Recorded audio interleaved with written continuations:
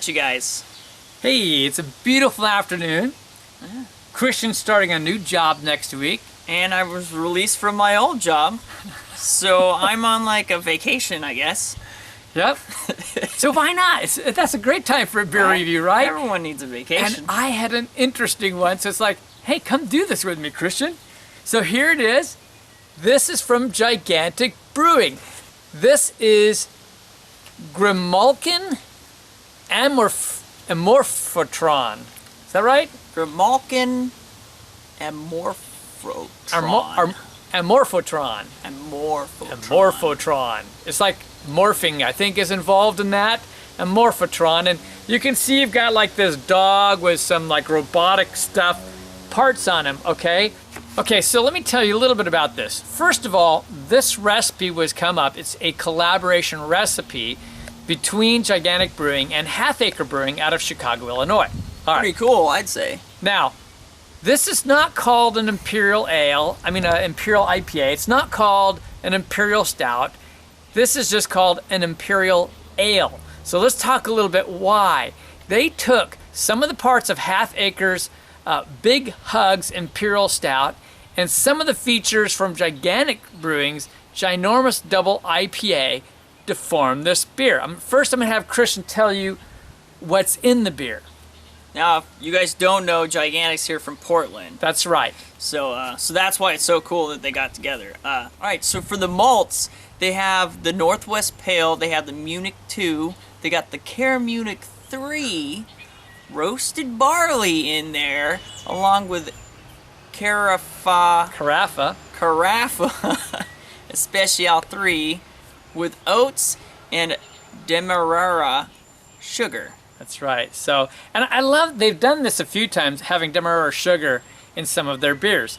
But they've also got a load of hops in there. Yeah, so they also have the Citra hops in there, Simcoe hops, Mosaic, Cascade, Crystal, Centennial, and then Magnum. Yeah, that's kind of big for a darker ale. So again, it's just called an Imperial Ale because it's a cross between two styles, and it's a big 10.5% ABV and 100 IBUs. Now, I didn't tell Christian about this, and I haven't gotten to see it myself. I'm going to stand up and show you. Then we have the peel away label as it morphs to another label. Check that out. I'll do my best to get that in there. Now they got a whole bunch of Japanese writing? Mandarin? What is that?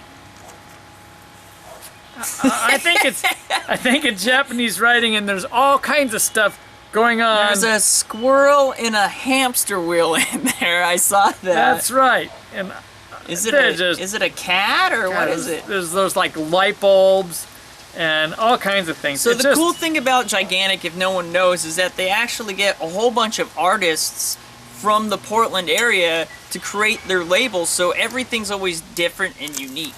Yeah, and this is definitely unique. I've never seen that on one before. So anyway, you might have had to gone back and freeze frame that.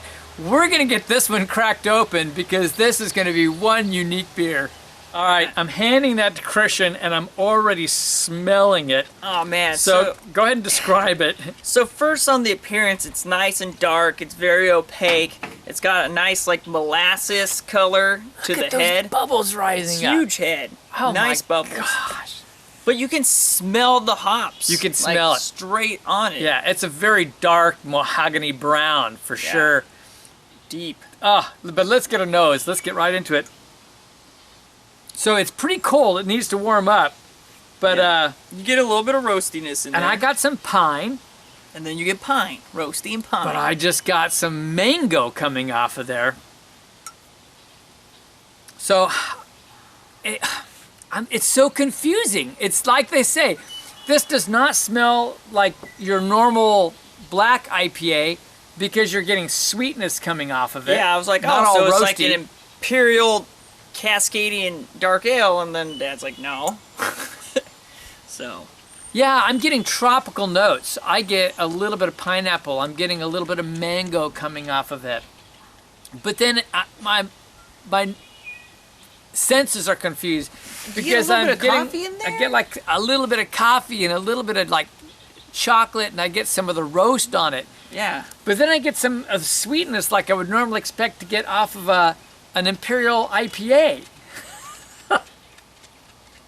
It's confusing to my nose, I'll tell you that right now. Yeah, and it's probably still too cold and too full to give it a good swirl to get all the... Oh, you know what? I've had some Gigantics beers with Demerara sugar before, and then that smooths and mellows it out, too. That's true, it does. Because, yeah, I get some roast on there. And then you add oats on top of it. Well, I think we're going to have to just go for it here. And Yeah, now I get that's a lot some of like specialty tropical fruitiness to Yeah, it. yeah. Yeah. Interesting. I think the tongue's going to have to take Yeah, I think control so. of this. Cheers.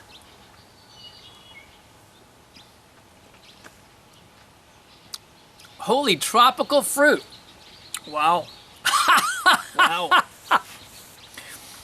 Yeah, that's not a black IPA though. Yeah, so It's like on the orange.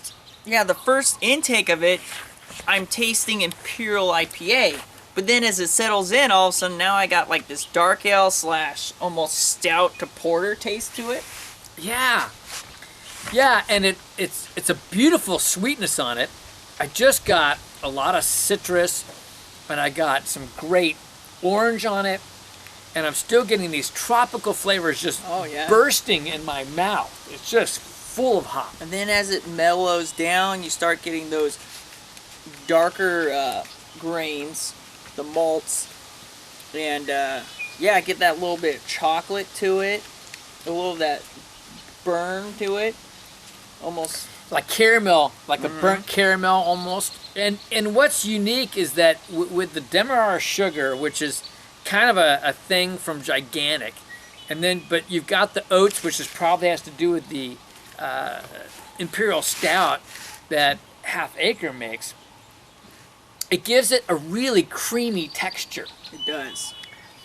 and it's just kind of, it's very hop forward, but then it just kind of mellows and goes smooth, still with plenty of hop character. Wow. It kind of fits in that Imperial Ale section, like they said. Like, can't really put it anywhere. And I tend to think it comes across more like a black ale. Yeah. I was concerned it might really challenge my taste buds and leave me completely confused. Now my taste buds are just excited, man. I know. It's just drinking beautiful. It's interesting. So if we're gonna take a little bit of time, and we'll come back Let with this warm up. Let our palates get used to this. Get some more defined characteristics, I think. Yeah, and then we'll let you know what we think. Hey, we've been having a good time sipping this beer. It's delicious. So what do you think now, as we've given it time to warm up? Well, we've definitely decided that it's going to be rated on an Imperial Black IPA. Definitely has the... It's the closest category, anyway. It's got the hop characteristics. It's got the dark ale features. It's just gone smoother, better. The hops have settled in. They're not as pungent or as aromatic, They haven't gone away, though. but they have gone away. Yeah. So it's good. And you get that oat taste. You get the creaminess. It's The got a Demerara nice, sugar. yeah, it's got a nice base to it. Got a little bit of sweetness to it.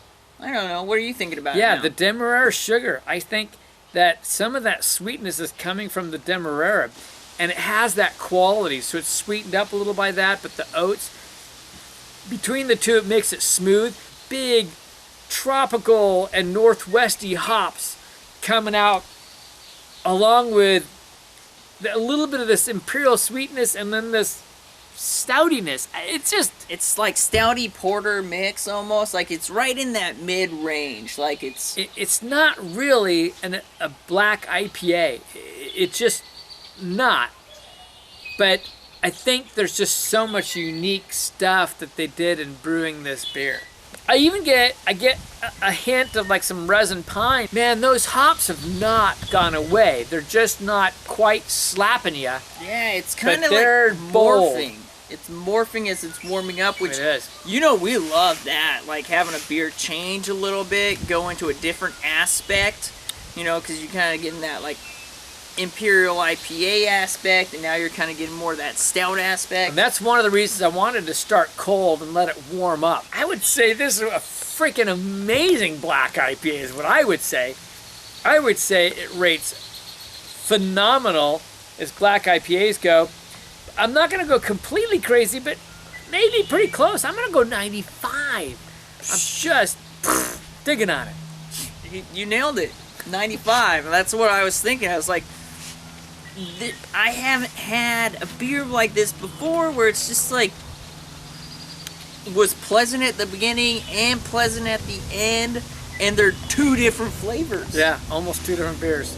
All right, for overall, this is quite the intriguing beer. I don't know if it's the world class range, but it's definitely high up there because it's tantalizing to the tongue. It's morphing. And I'm going to give it a 93. I really like it. And it's just pleasing to sit here and just drink it over time. We're pretty close. But anyone that's watched my videos knows I like anything that's different. If it challenges my train of thought or anything, if you like to color outside of the lines with beer, I like you.